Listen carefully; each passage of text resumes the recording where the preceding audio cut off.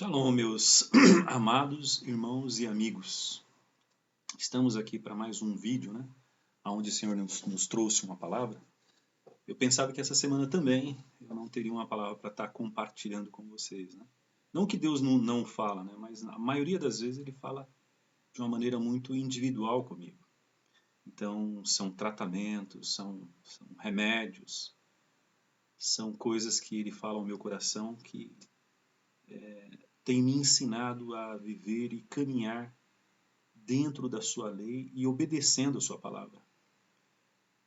Sabemos que nos céus não entrará nenhum tipo de pecado nem pecador. Então há necessidade dia a dia nós nos purificarmos na palavra de Deus. Se nós todos os dias não buscar a palavra de Deus, não procurarmos saber o que a palavra de Deus diz sobre as nossas vidas e aquilo pelo qual nós estamos passando, que a palavra de Deus é um manual para as nossas vidas. Nós só podemos nos orientar através da palavra de Deus. E na maioria das vezes Deus fala muito individual. Deus é um Deus individual. Ele olha na coletividade, mas visando o individual. Ele conhece cada um dos seus filhos pelo nome. E é muito interessante, aqueles que não são filhos de Deus, diz Mateus 25, né, que eles chegará, baterá lá na porta, né, e o Senhor falará, olha, não vos conheço. Eles até vão tentar lembrar o Senhor, Senhor, mas nós curamos em teu nome, nós profetizamos no teu nome nós expulsamos demônios. E Jesus vai dizer assim, claramente, né, não vos conheço. Por quê? Porque o princípio de ser conhecido por Deus, de termos o nosso nome escrito no livro da vida, é verdadeiramente nós termos um coração quebrantado e vivermos verdadeiramente uma vida de arrependimento e santidade. E essa semana foi muito interessante que hoje o Senhor me revelou, né? Eu estava no meu trabalho e ali veio a palavra, né? Eu até escrevi a palavra aqui, né? Que vai ser o tema da nossa conversa. O tema ele vai ser bem polêmico. Ele diz assim: notícia nossa de cada dia, santificado seja a sua palavra. É isso mesmo que vocês ouviram. Tem pessoas que vivem através de notícias, né? Aquilo que elas ouvem, elas adotam para suas vidas e elas têm aquilo como verdade absoluta. E isso veio de uma forma muito clara e muito intensa nessa pandemia que nós tivemos aí em 2022. Foi dito, né, uma mentira que todos acreditaram e aqueles que não acreditaram, né, nessa mentira foram excluídos, perderam famílias, perderam trabalhos, perderam amizades, justamente porque a mentira operou em 2022.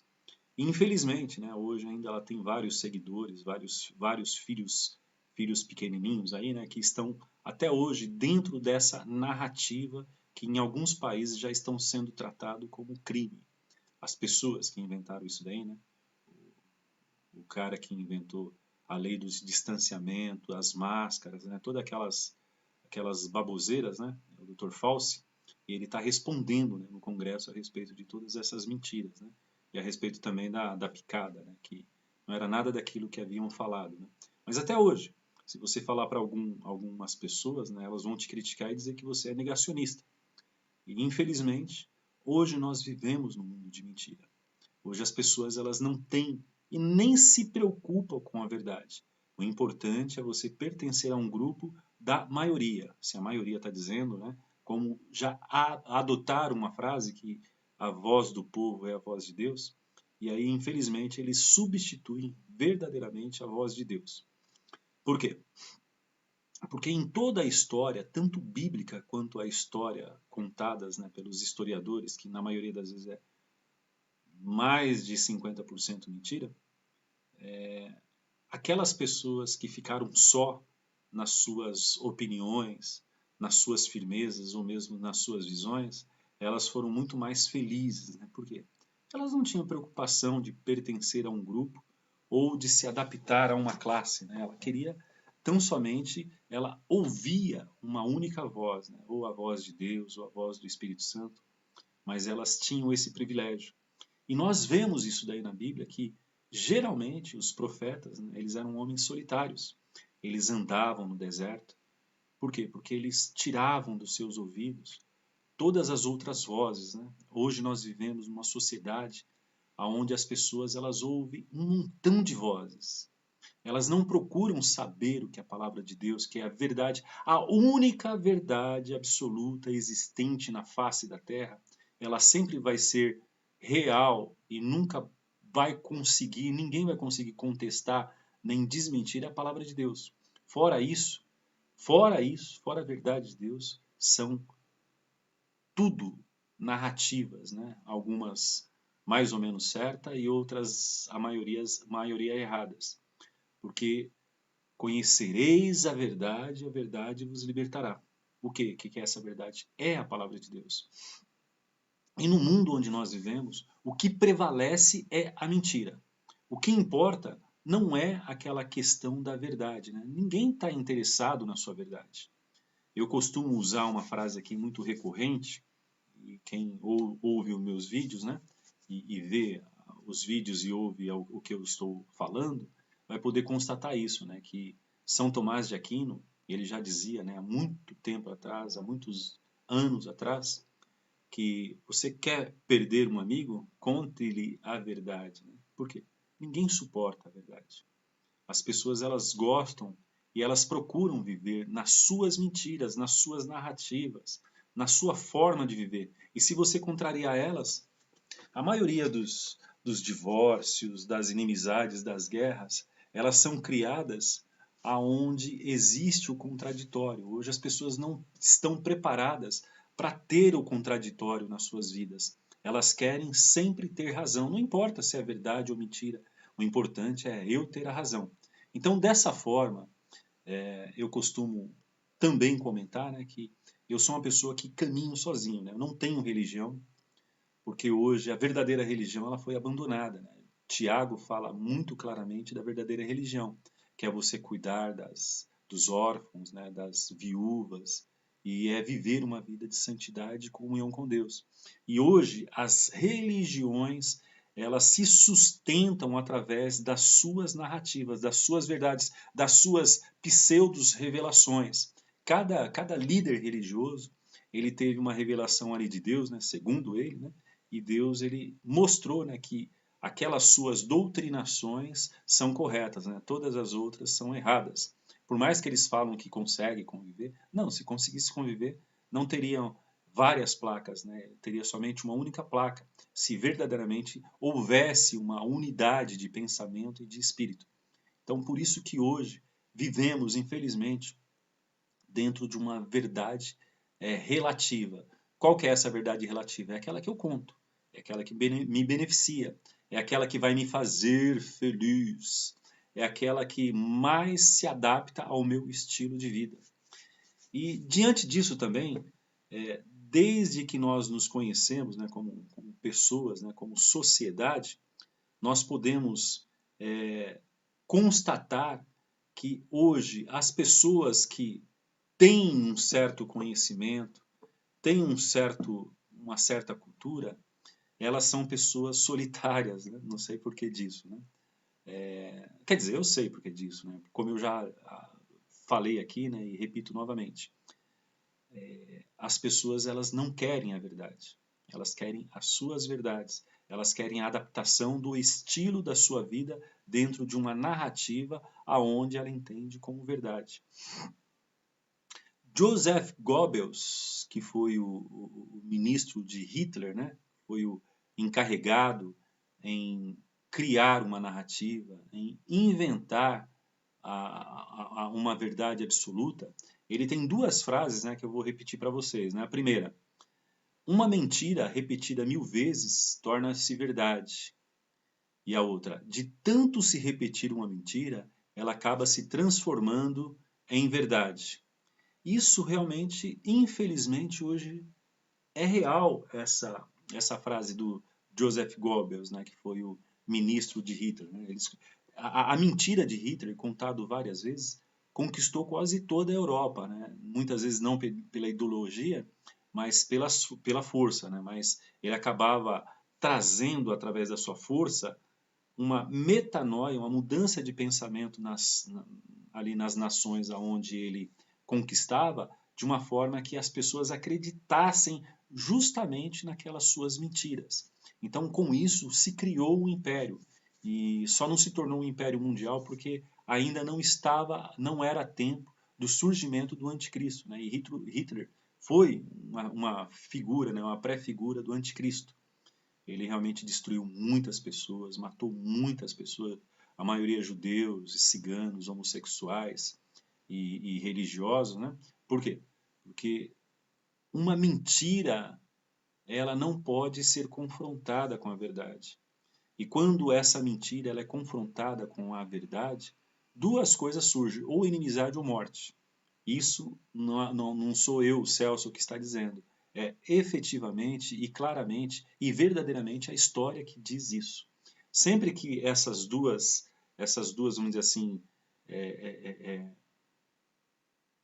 ideias reais, essas duas coisas se confrontam, a mentira e a verdade, o efeito que ela causa são três. Ou a mentira convence a verdade de que sua mentira é verdade, ou a verdade ela se realiza porque ela não tem que convencer ninguém, ela já é uma verdade, ela vai convencer a mentira, ou vai existir guerra, né? Vai existir conflito, e aí vai ter inimizade ou morte. Isso é a humanidade. Por que disso?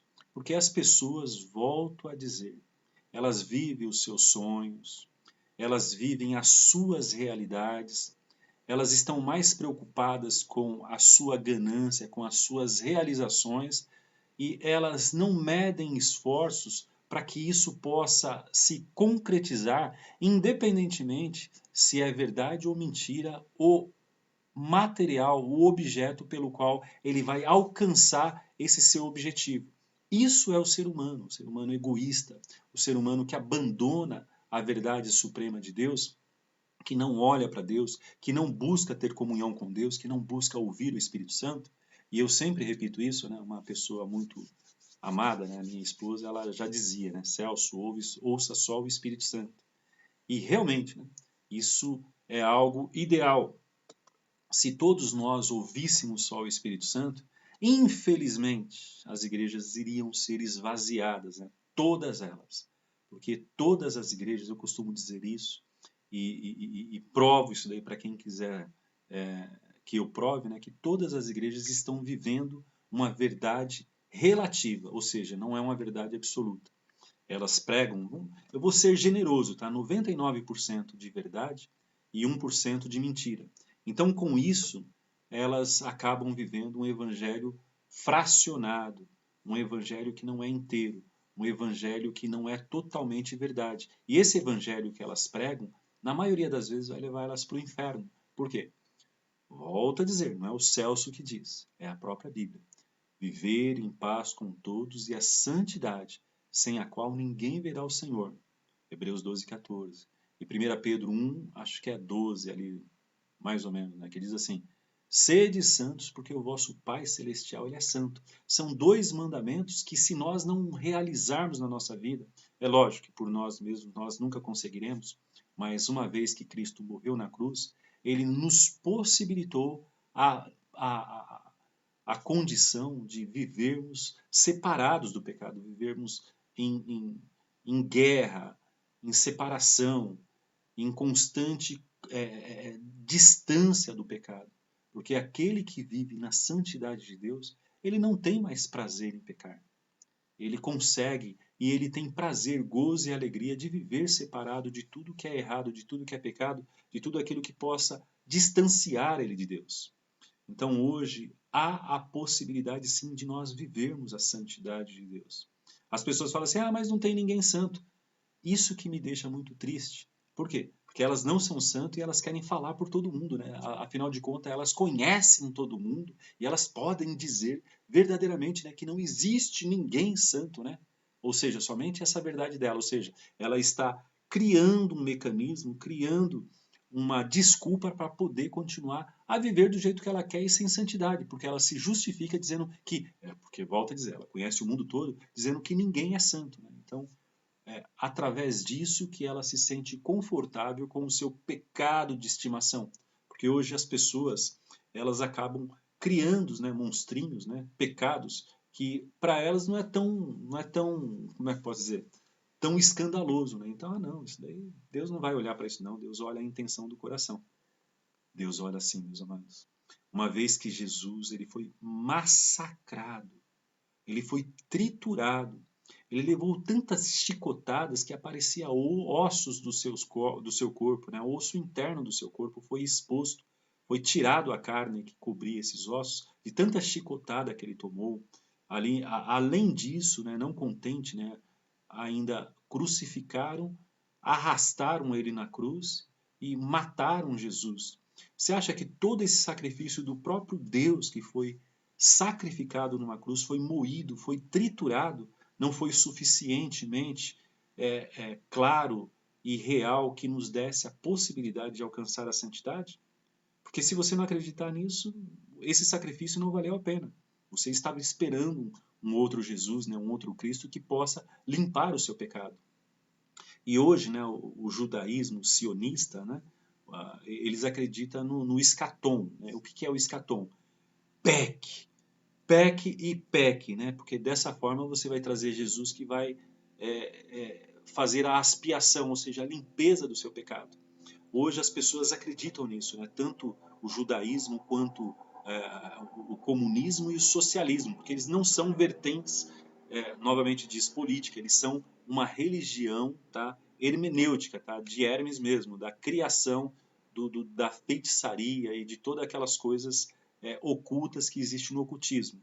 Então, se hoje nós não crermos que o sangue de Jesus, que o sacrifício de Jesus, ele foi mais que suficiente para nos livrar de todo o pecado, é porque nós estamos esperando um outro Cristo. Esse Cristo que veio, que morreu na cruz, que foi sacrificado, ele não foi capaz de limpar o meu pecado e me dar a condição de viver uma vida de santidade.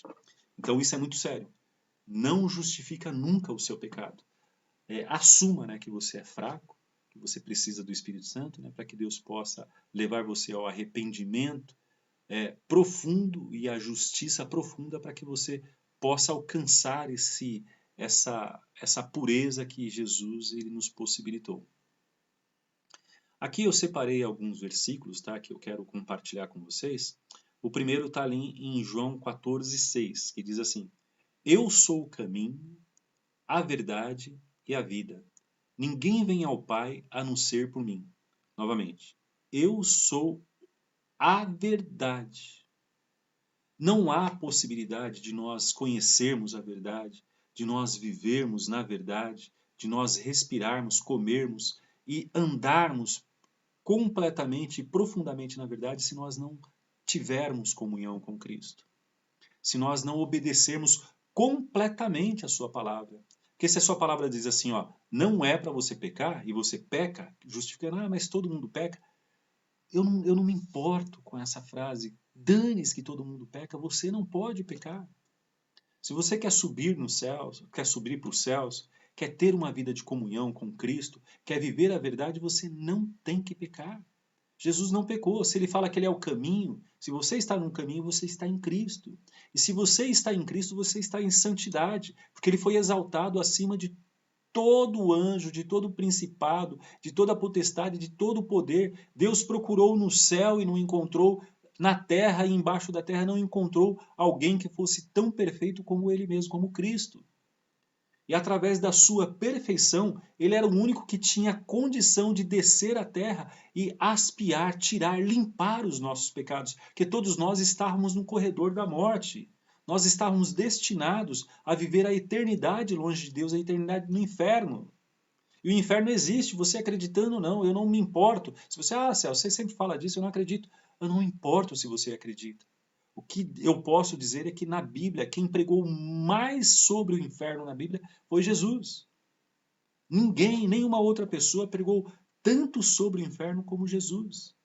E você acreditando ou não, aí é problema seu. A sua eternidade é você que vai dar conta. Você vai chegar lá, aí sim você fala, bem que o Celso sempre pregava a respeito disso, né? E eu não acreditava. Ou seja, você não terá desculpa porque você escutou as minhas pregações. Aqui nós temos um público, né, a média de 100, 150 pessoas toda semana, né, quando eu ministro, né, aqui no meu canal. Tá excelente, mais do que uma igreja. Hoje você entra nas igrejas, se der 30 pessoas é muito. Ou quando dá muitas pessoas, é um evangelho onde não se aproveita, onde é um evangelho fracionado, onde é um evangelho que não se prega totalmente a verdade. É um evangelho que prega dinheiro, porque é esse evangelho que alcança um montão de pessoas, né? Conheço muitas pessoas que gostam de pregação doce, pregação doce. Existem vários pregadores que as palavras dele, que as pregações dele são doces, então as pessoas não gostam de saber más notícias. Não, não, eu não quero saber que existe o inferno. Não, não, eu não quero saber se nós estamos vivendo em Apocalipse. Não, não, eu não quero saber se, sabe, as pessoas elas não estão preocupadas em ouvir a verdade, elas querem quem prega aquela coisa, não, Deus te ama. Deus aceita você do jeito que você está. Venha para Jesus, né? Ele vai resolver o seu problema. Isso é uma pregação mentirosa. Se você ver uma igreja com muitas pessoas, sabe, lotadas, estou falando no país aqui ocidental, pode ter certeza que o evangelho não é pregado na sua totalidade, a sua verdade. É um evangelho doce. Tá? Tem várias pessoas, eu não vou citar nome aqui, né, porque tem muitos amados meus que gostam de ouvir evangelho doce, né? Já me disseram o nome de alguns, né? Então eu não vou citar, porque senão vai identificar, né, essas pessoas que gostam de ouvir esse evangelho doce, né? Mas algo que eu coloco como princípio, tenta atentar para esse princípio que eu estou ensinando aqui.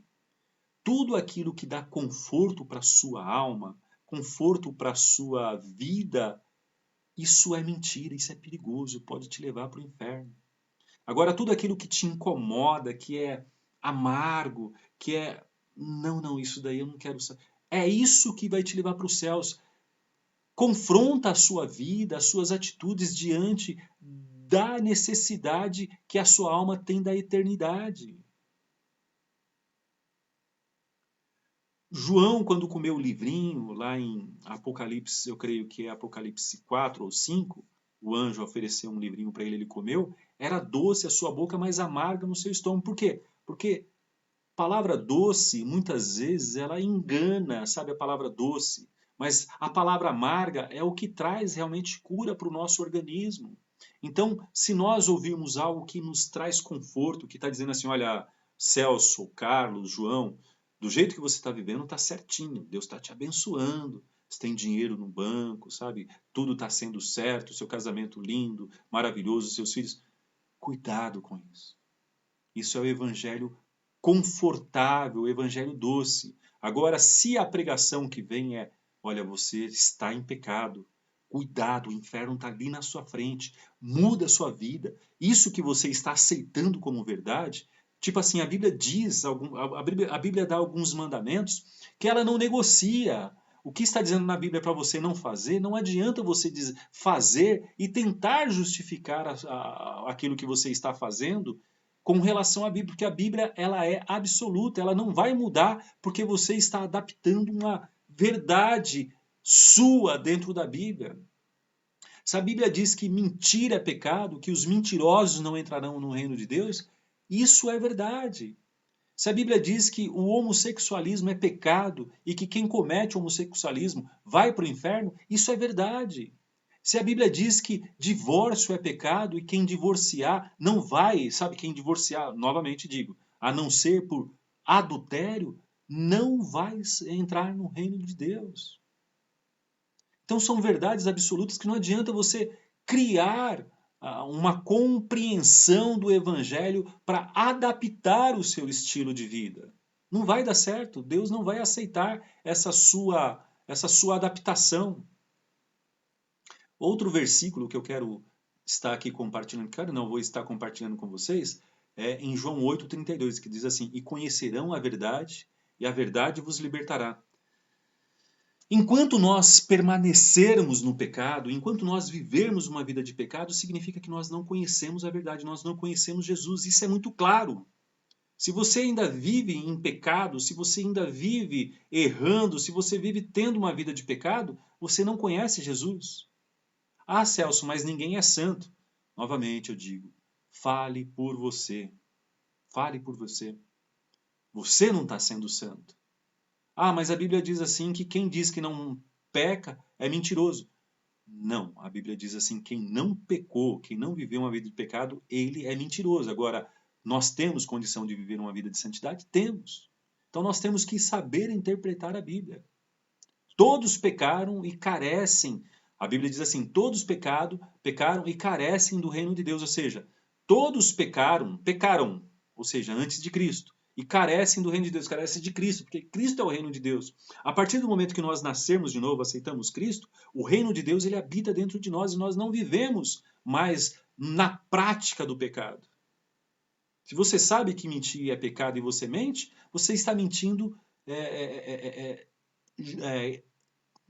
de uma maneira proposital, sabendo que você está fazendo é pecado. E como que você quer receber perdão disso que de uma forma você sabia que era errado e mesmo assim pecou e agora você está buscando perdão disso? É incoerente. Quem tem Cristo não peca, quem tem Cristo vive longe do pecado e não tem necessidade de pecar. Não tem. Porque a Bíblia nos conforta e a Bíblia nos alimenta, a Bíblia não deixa a gente passar fome de nada que não seja verdade. Em Salmos 119, 160 diz assim: a verdade é a essência da tua palavra, e todas as tuas justas ordenanças são eternas. Ou seja, tudo aquilo que Deus falou na Bíblia, para você não fazer, se você fazer, você vai para o inferno, isso é eterno, isso não vai mudar. Se lá no Velho Testamento dizia assim, olha, você não pode desobedecer a palavra de Deus. Você não pode colocar um Deus acima de Deus. Você não pode adulterar. Você não pode mentir. Você não pode, sabe, pensa nos 10 mandamentos. Você não pode quebrar o dia do descanso, o sábado. Só que, novamente, você tem que entender o que é o dia de descanso e o que é o sábado. Porque não adianta você achar que é um único dia e aquele dia você não faz nada, né, não trabalha e ali você vai ser salvo. Se você está indo nessa linha, você vai cair de cara no inferno, porque não tem nada a ver com isso. O sábado do Senhor é todos os dias, você guardar o sábado, viver uma vida de santidade, viver uma vida de separação. Guarda o dia do sábado, lembre do dia do sábado para santificar a Deus. Então o sábado do cristão, do Novo Testamento, é todos os dias. Envie a tua luz e a tua verdade, elas me guiarão e me levarão ao teu santo monte, ao lugar onde tu habitas. Ou seja, quem não tem a verdade não tem a luz de Deus. E quem não tem a luz de Deus vive nas trevas. Vive realmente uma vida aonde sobe e desce, aonde há uma inconstância, aonde ele não tem uma certeza daquilo que ele está fazendo. Ou seja, hoje ele está bem, amanhã está mal. Hoje ele está bem, amanhã ele não tem uma vida constante na presença, ele não tem uma vida próspera, uma vida onde verdadeiramente ele seja o exemplo para outras pessoas que possam seguir, ele se colocar como exemplo. Como você mentindo, você pode pregar o evangelho? Como você adulterando, você pode pregar o evangelho? Como você se divorciando, você pode pregar o evangelho? Como você pensa em qualquer pecado que você não tem a luz, está em trevas porque está em engano, ou seja, prefere viver em engano, justificar os teus enganos e acha que pode ter Deus na sua vida, não tem como. Deus ele habita somente em templo santo. Se você não viver uma vida de santidade e se apartar do pecado, porque você sabendo o que é pecado e você continuar nele, significa que você não quer a verdade, você quer a sua verdade, você quer adaptar a palavra de Deus ao estilo de vida. E com isso Deus não habita em você. Não adianta você querer inventar verdades relativas, porque a verdade ela é absoluta. Ou você vive totalmente a verdade, ou você vive numa mentira. Deixa eu tomar um pouquinho d'água aqui.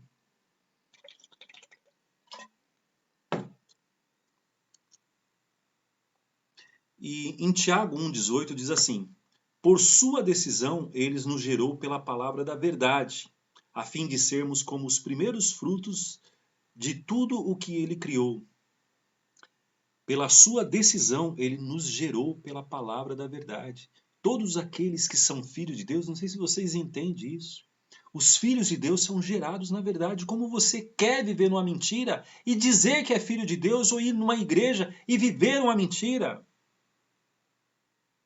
Não tem como. Ou você decide viver uma vida realmente de verdade, aonde você vive a palavra de Deus inteira, sem nenhuma concessão, por querer adaptar aquilo que você quer fazer, as suas decisões, ou você larga Deus, vai viver no mundo, vai cair no inferno mesmo.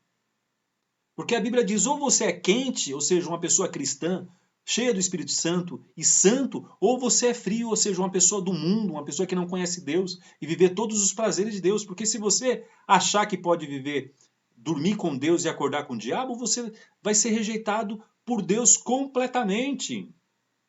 Ou você é 100% a palavra de Deus, 100% a verdade, ou você não tem como viver disso.